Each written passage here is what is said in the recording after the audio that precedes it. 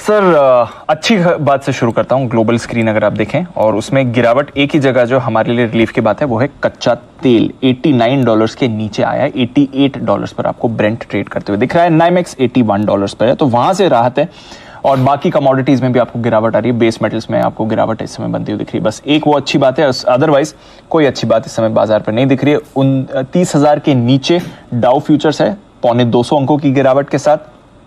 Nasdaq futures 100 अंक आपको नीचे दिख रहे हैं, ऑलमोस्ट 1% की गिरावट के साथ। अक्रॉस एशिया 1 से 1.5% की वीकनेस आज आपने देखी है।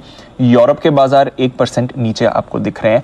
और डॉलर इंडेक्स जो अभी हमने बात करी 20 साल बाद 112 के लेवल पर गया है। रुपया भी अब उस पर रिएक्ट करते हुए दिख रहा है। तो अच्छी खबर कहीं नहीं है, बस एक अच्छी बात है कि कच्चा तेल गिरा है, अदरवाइज बड़ी गिरावट है। सर क्या करना है इस समय? देखिए, वैसे ग्लोबल मार्केट उतने खराब नहीं जितना आज हम खराब हैं, क्योंकि हम बड़े दिनों से आउट परफॉर्म कर रहे थे और इसलिए हो सकता है थोड़ी सी आज डॉलर इंडेक्स को देखकर और रुपए के मूड माहौल को देखकर कमजोरी हो। हालांकि रुपया मजबूत होता हुआ दिखाए, वापस निचले स्तर से मजबूत तो नहीं कहूंगा, रिकवर होता हुआ दिखाए। कच्चा तेल भी हमारे फेवर में ही है, लेकिन थोड़ी साइजेबल प्रॉफिट बुकिंग एफआईएस की बिकवाली की वजह से हुई है। 2-3 चीजें हैं जो आपको सावधान रखती है और जो खराबी की तरफ इशारा करती है। पहले तो ये कि तकनीकी तौर पर आपके बाजार आज जो क्लोजिंग देने जा रहे हैं वो कमजोरी की है, क्योंकि आप अगर 17,425 के नीचे बंद होंगे तो आपने 18,070 की जो हाई क्लोजिंग दी है वहां से ये लोएस्ट क्लोजिंग होगी, तो थोड़ी सी आप नीचे के लिए रास्ता खोल रहे हैं। सेम सिचुएशन बैंक निफ्टी की भी है।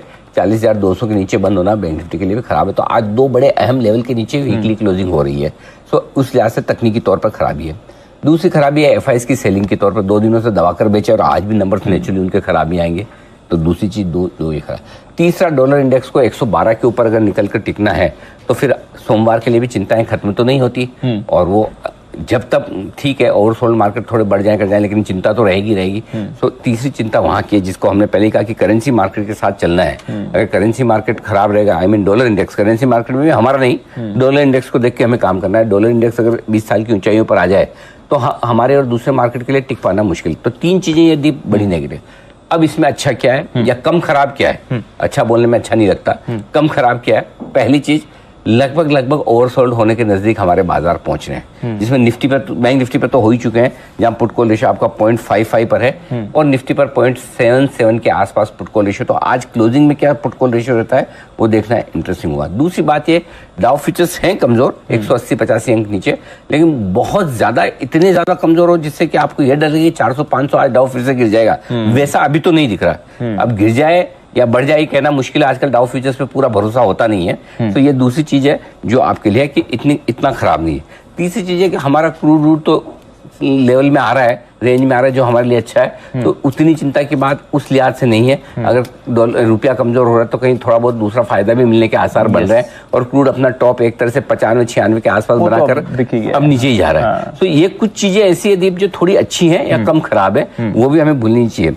अब इन सब के बीच में क्या यहाँ से और गिर सकते हैं तकनीकी तौर पर? हाँ, जगह खुलती है। और अगर आप वायदा कारोबार के डेटा के लिहाज से देखें, मंथली एक्सपायरी के वक्त देखें, तो आपको लगता है एक शॉर्ट कवरिंग की तैयारी। अब ये शॉर्ट कवरिंग सोमवार सुबह गैप से खुलते ही ऊपर आ जाएगी या एक बार सोमवार सुबह नीचे खुलने के बाद आएगी? सोमवार को आएगी, सोमवार को आएगी अगर यही डेटा रहे तो पक्का आएगी। अब वो किस में आएगी वो मैं नहीं कह सकते। हाँ, सो बेहतर है आप सेफ्टी के साथ रखें, रिस्क नहीं रखनी, सोमवार को आकर खरीदें। आप शॉर्ट हैं और अच्छे लेवल्स मिल रहे हैं। अगर लॉन्ग ट्रेडर्स को ये लगा है कि उनकी उम्मीद से ज्यादा बाजार गिर गया तो नो डाउट शॉर्ट सेलर्स को भी लगी रहा होगा कि हमने नहीं सोचा था इतना गिरेगा। तो आप थोड़ा प्रॉफिट लीजिए। जब भी उम्मीद से ज्यादा गिरे, आप सौदे के गलत तरफ हो तो डिसिप्लिन के तौर पर स्टॉप लॉस रखना है, सौदे के सही तरफ हो तो प्रॉफिट लेना है।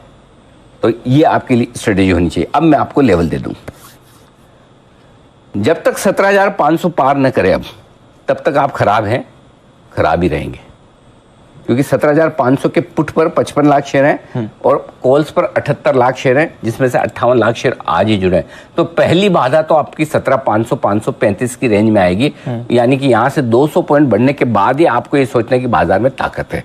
जब तक वो नहीं होता तब तक आप शॉर्ट कवरिंग रैली आते हुए जब भी देखें, चाहे आज आए, चाहे सोमवार को आए, सोमवार सुबह आए या दोपहर के बाद आए, लेकिन वो शॉर्ट कवरिंग रैली होगी। 500-535 के ऊपर निकल कर ट्रेड करने पे ही तेजी सोचना है। इमीडिएटली आपका जो सपोर्ट रेंज है वो है आपके लिए 17,200-300 की रेंज में है, जहां पर आप हैं। 17,400 के नीचे अगर आज आप बंद होते हैं तो तो आपको तेजी की पोजीशन कम करके जानी चाहिए। इंट्राडे वालों की तो वैसे ही होगी, 17,500 था स्टॉप लॉस, क्लोजिंग वालों के लिए 17,400, जिसे जरूर फॉलो करना चाहिए डिसिप्लिन के तौर पर। बैंक निफ्टी 40,000 अब आपके लिए जब तक पार करके ना टिके तब तक, मतलब 40,000 के पार भी तेजी तो नहीं सोचना है। वहां से आपको ये लगेगा कि एक बार के लिए नीचे जितना जाना था चला गया, तो 40,000 पहली ताकत का संकेत मिलेगा, उसके पार निकलना चाहिए। बाकी नीचे 40,000 के आसपास अगला सपोर्ट है।